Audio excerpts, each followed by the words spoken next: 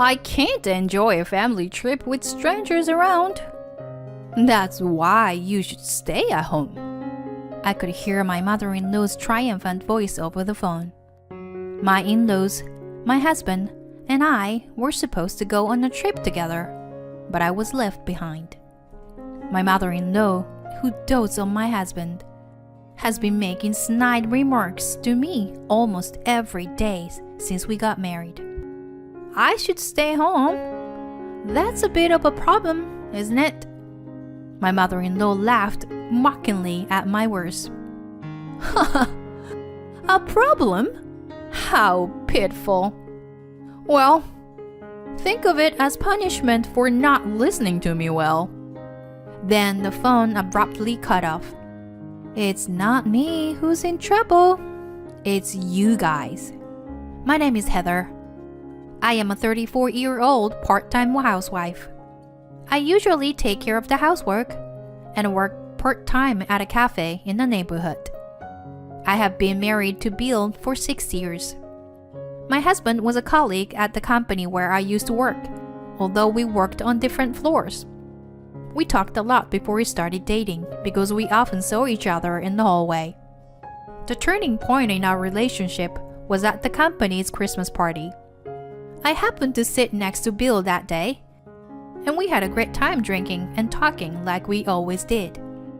Bill went to the restroom for a while, and I listened to a group of people nearby who were having fun talking. Then, a drunken manager from another department came over and started bothering me. Drink more. Come on. You're young. I was confused about how to respond to the manager, who I didn't have much interaction with. Just then, Bill, who was in the restroom, returned. Bill looked at me and the manager alternately, then gulped down the drink manager had given me and said, Chief, it seems like the table over there is having a good time. Why don't we go there together? He took the manager away from me and led him to the other table. This was the start of my realization that I was attracted to Bill. After dating several times, I confessed my feelings to him, and we officially started dating. 6 years ago, we got married, and although we don't have any children, our relationship is good. However, there is one thing that I am worried about, which is my mother-in-law, whom we are currently living with. After we got married, Bill and I lived in a small house together, but the next door caught fire, and our room was also flooded. We had to evacuate somewhere else while waiting for the recovery process to finish, but we didn't know where to go. Then, Bill's mother offered us to live with them, and we gratefully accepted.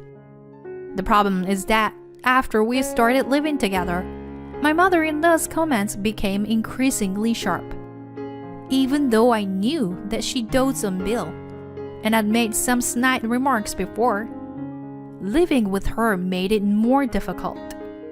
For example, one day when I had finished doing all the housework and was drinking coffee in the living room, my mother-in-law came home and started running around the house, saying this to me. Housework is a way to show gratitude to the husband who brings in income. You are really unfit to be a daughter-in-law if you can't even do this much.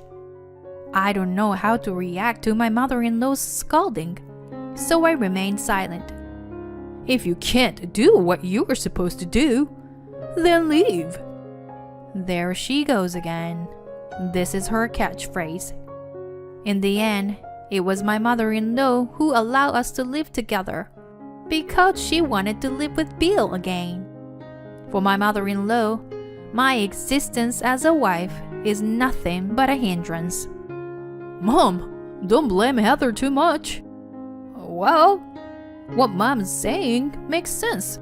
In a way, it's no good to neglect housework just because you were working part-time. Right, Heather? It's not a bad thing to cherish one's own mother, but I wish my husband would defend me a little more. I never intend to neglect housework. Even though I work 5 days a week for a short time, I never neglect the housework for 4 people. I do the same even when I'm not feeling well. On the other hand, my mother-in-law, despite being a housemaker, is playing around every day. I've never seen my mother-in-law do housework since we started living together. But since I'm living under her roof, I can't complain to her face. In this unfamiliar environment, I was just enduring it. Then one day, Bill suggested that we go on a trip. Just the 2 of us, which was unusual. Do you want to go to a hot spring? How about next month? Now that the busy season is over, I have to take some paid time off. I thought if I'm taking it, I might as well spend it somewhere relaxing. A hot spring? Sounds good. I haven't put in my shift request for next month yet, so I can take time off whenever. After discussing it as a couple, we decided to take a 3-night hot spring trip in the middle of next month. I couldn't contain my excitement and started researching the destination whenever I had free time. But just as we were about to make reservations, my mother-in-law started saying something outrageous. Heather, I hear you're going on a trip with Bill alone. Why didn't you tell me? I was speechless at my mother-in-law's sudden inquiry. Of course, if she found out, she might insist on going with us, so I kept it to myself. But without saying anything, my mother-in-law let out an exaggerated sigh and then said what I expected. Next month happened to be our wedding anniversary, so we want to take family trip to celebrate. Yes, we should stay in a luxurious pension. Naturally, I had no intention of going on a trip with my mother-in-law. But this time, we were planning to go with just the 2 of us. So, well, maybe next time we can all go together. It was the most compromising response I could come up with. But my mother-in-law wouldn't back down. Next time won't mean anything. We're celebrating our wedding anniversary. Can't you see? Well, if that's the case, why don't you just go with your husband? Just as those words were about to come out my mouth, Bill returned home from work. Welcome home, honey. We're just talking about the trip with Heather. Oh, I'm so excited. My mother-in-law was full of enthusiasm and started talking to my husband. And Bill was agreeing with her as if it were obvious. I wonder if Bill might have said something to his mother behind my back. Well, if Mom is looking forward to it, why don't we go together?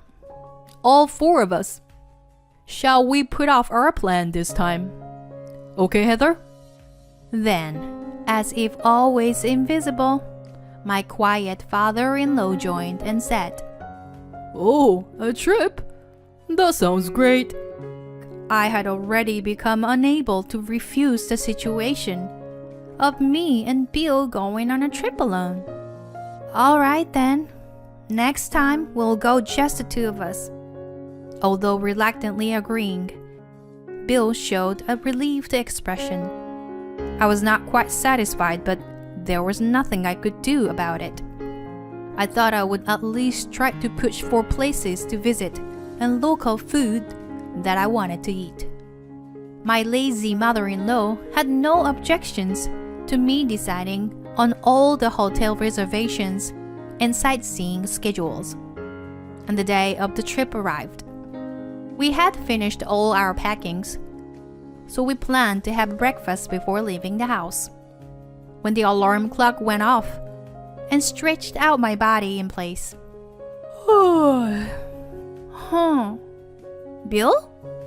I noticed that my husband, who should be sleeping next to me, was missing. I thought maybe he had already gotten up and started getting ready. so I headed to the living room for the time being. However, there was no sign of Bill in the living room. Furthermore, his parents were also missing from the bathroom, kitchen, and entrance. No way! I had a bad feeling and called Bill's cell phone, but the phone didn't connect. Next, I called my mother-in-law's cell phone, and she immediately answered. Oh, Heather, what's wrong? Bill is driving now, so he can't answer the phone. Driving? Where are you guys now? When I asked, my mother-in-law answered with a carefree tone. Where are we? You were saying? We're on a family trip, of course.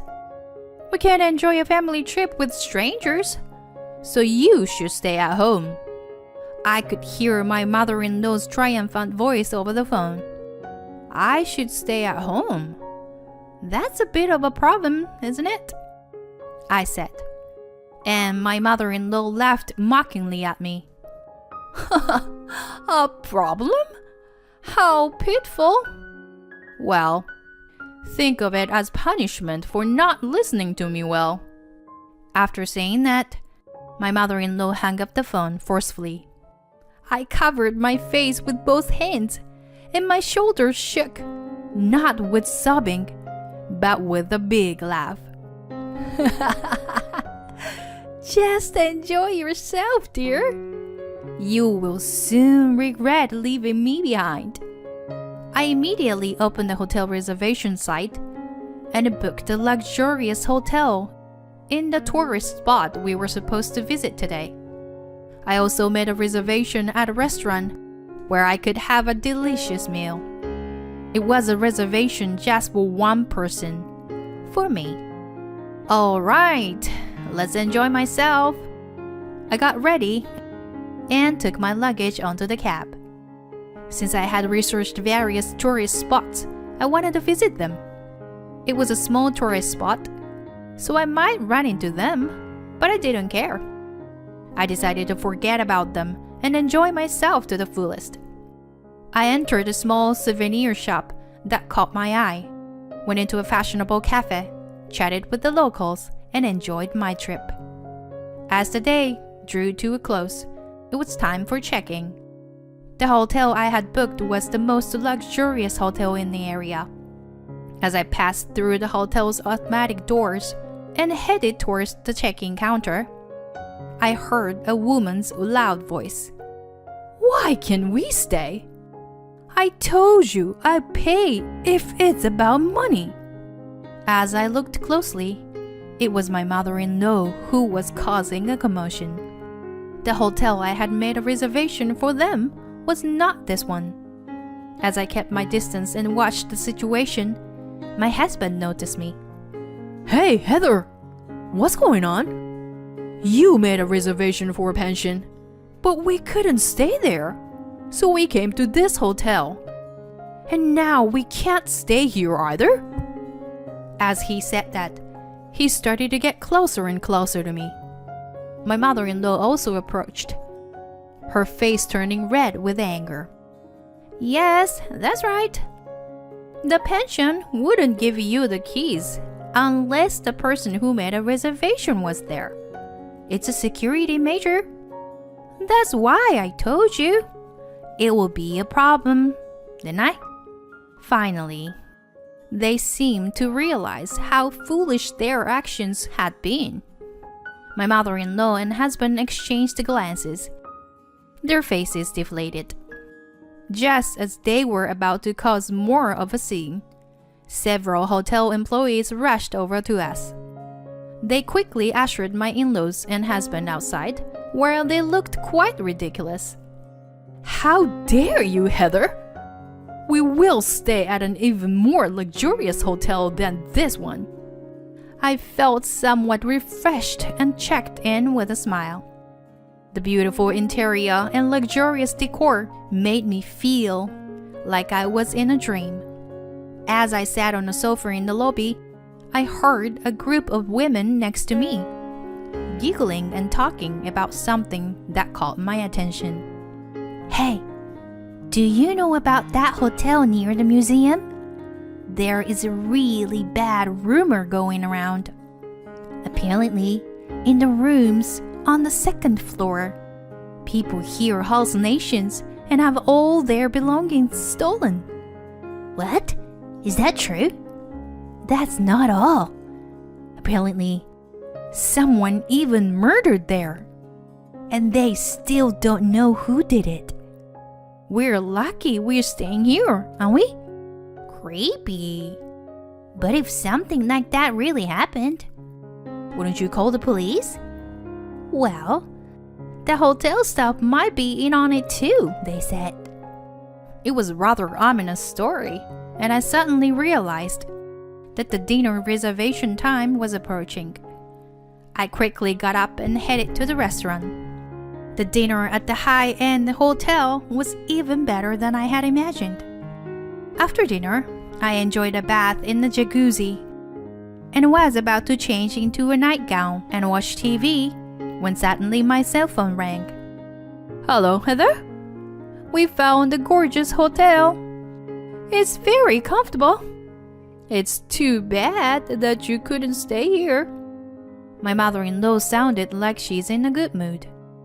Oh, is it so? You are lucky to find a hotel you can just go and stay at like that.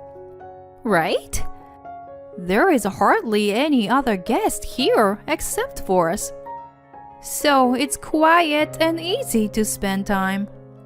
It's really lucky to find such a beautiful hotel, so close to the tourist attractions, isn't it? With her words, something came to my mind. Excuse me, but is it a hotel near the museum? Yeah. But what about it? I knew it. I remembered the story about the creepy hotel that I heard in the lobby before going to dinner. I think it's better to run away from that hotel, you know. However, my mother-in-law laughed at what I said and dismissed it with a snort. Are you jealous of us staying in a nice place, Heather? Just be jealous then. See you later. Once again, my mother-in-law hung up the phone unilaterally. After that, I turned off my cell phone and spent the leisurely time. Then the next day, after checking out of the hotel, I visited the tourist spot I couldn't go the day before. After having fun all day on the third day, I arrived home around sunset. And it seemed that the other three had already returned home as I could see the light leaking out of the window. Hey, I'm back. As I opened the living room door, all three of them started making noise. My mother-in-law began talking about the incident that occurred at the hotel. She said that someone had entered the room during the night, and it was so scary that she quietly hid in bed. When she woke up the next morning, her wallet, phone, and all of her other belongings that were on the desk had disappeared. The three of them were in trouble and had to use the change that Bill had to call relatives who lived nearby for help. Fortunately, the relatives came quickly and paid for the hotel bill, allowing them to return home safely. Now, they are planning to go to the police station to file a report, and their anger is directed at me. Yes, directly or indirectly. You are also responsible for this incident, Heather. Even if you say that, if you had not left me alone and went on a trip, this would not have happened in the first place, right? When I honestly conveyed my thoughts, my husband raised his voice. Shut up! Don't talk back to me like that. I can't deal with you anymore. I'm divorcing you. I was stunned and couldn't say anything. But soon, I went silently to our bedroom, took something out of my cabinet, and showed it to him and his mother when I returned to the living room. Fine. I don't need a husband who won't protect his wife from being bullied. Bill's face turned pale. I had taken out divorce papers that I had prepared just in case this day would come. Did he not think I would agree to it?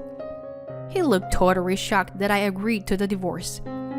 Then my mother-in-law took advantage of the situation and started pushing for a divorce to him. Get rid of this terrible wife and find someone new. I'll help you. Okay, sweetheart? Bill couldn't go against his mother and eventually took the divorce papers. Well done. Goodbye. Live happily with your precious family. Ignoring Bill, who had collapsed on the spot, I left the house. Afterward, we both filed for divorce, and it was finalized in a few months. Bill begged for reconciliation multiple times, but I ignored him every time. From now on, I'll protect you, Heather. So come back to me. He may have said that, but it was already too late, and I no longer had any feelings for my ex-husband, so I wasn't swayed. On the other hand, it seemed like my ex-mother-in-law was happy to have gotten rid of me for a while. However, that happiness didn't last long. The news of our divorce spread around the neighborhood.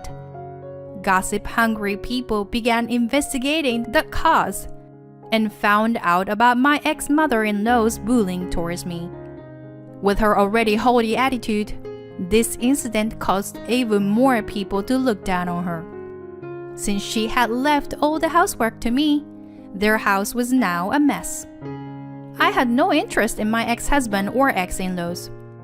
However, since I went through a painful experience, I hoped that they would somehow rebuild their lives and live honestly. As for me, I was able to return to my hometown and found a job through a friend's introduction. At this point, I truly feel done with marriage. But who knows what the future holds? Either way, I plan on enjoying being single for a while.